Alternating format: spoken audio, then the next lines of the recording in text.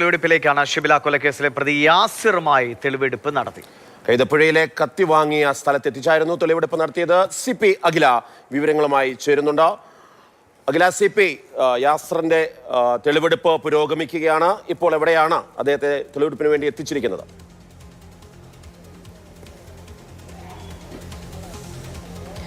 Marshal ദേവീഷ്, പ്രധാനമായും 3 സ്ഥലങ്ങളിലാണ് യാസിറുമായി പോലീസിന് തെളിവെടുക്കാനുള്ളത് എന്നുള്ളതാണ്. അതായത് ഇന്നലെ എസ്റ്റേറ്റ് മുക്കിലെ പെട്രോൾ പമ്പിൽ എത്തിച്ച യാസിറിനെ തെളിവെടുത്തിരുന്നു. ഇന്നാണ് കൈതപ്പുഴയിലെ ഇത്തരത്തിൽ കത്തി വാങ്ങിയ സ്ഥലത്തെത്തിച്ച യാസിറിന് തെളിവെടുത്തത്. ഇനി ഏറ്റവും പ്രധാനപ്പെട്ട കാര്യം, യാസിറിനെ കൊലക്കുറ്റം ചെയ്ത വീട്ടിലെത്തി തെളിവെടുക്കുക എന്നുള്ളതാണ് പോലീസിന്റെ ഏറ്റവും പ്രധാന വെല്ലുവിളി. അപ്പോൾ പ്രധാനമായും യാസിറിന്റെ കയ്യിൽ 2 കത്തികളാണ് ഉണ്ടായിരുന്നത്. ഒന്ന് പഴയ കത്തിയും ഒരു പുതിയ സ്റ്റീൽ കത്തിയും. ആ പുതിയ സ്റ്റീൽ കത്തി വാങ്ങാനാണ് കൈതപ്പുഴയിലെ, അതായത് കൈതപ്പുഴയിലെ കടയിലെത്തിയത്. കൈതപ്പുഴയിൽ നിന്നും ഈങ്ങാപ്പുഴയിലേക്ക് വെറും 1 കിലോമീറ്റർ മാത്രമേ ഉള്ളൂ.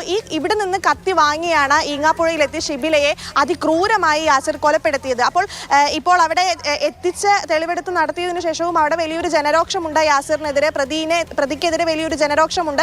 അതിലും വെല്ലുവിളിയായിരിക്കും ഈങ്ങാപ്പുഴയിലെ വീട്ടിലെത്തിച്ച യാസിറിനെ തെളിവെടുക്കുക എന്നുള്ളത്. എന്തായാലും 2 സ്ഥലത്ത് എസ്റ്റേറ്റ് മുക്കിലെയും കൈതപ്പുഴയിലെയും തെളിവെടുപ്പ് പൂർത്തിയായിട്ടുണ്ട്. ഇനി പോലീസിനെ സംബന്ധിച്ചിടത്തോളം ഈങ്ങാപ്പുഴയിൽ ഷിബിലയുടെ വീട്ടിലെത്തി തെളിവെടുക്കുക എന്നുള്ളതായിരിക്കും പോലീസിനെ സംബന്ധിച്ചിടത്തോളം ഏറ്റവും പ്രധാനപ്പെട്ട വെല്ലുവിളി. ശരി, അഖിലയാണ് വിവരങ്ങൾ നൽകിയത്. യാസിറുമായുള്ള തെളിവെടുപ്പാണ് നടക്കുന്നത്. അതിലുള്ള പ്രതികരണങ്ങൾ നമ്മൾ കണ്ടാണ്. ഷിബിലയുടെ കുടുംബത്തിന്റെ ഭാഗത്തു നിന്ന്, പോലീസിന്റെ ഭാഗത്തുനിന്നുള്ള വലിയ വീഴ്ചയാണ് ഇങ്ങനൊരു കൊലപാതകത്തിലേക്ക് പോയതെന്ന് കഴിഞ്ഞ ദിവസമൊക്കെ ചർച്ചയാവുകയും ചെയ്തത്.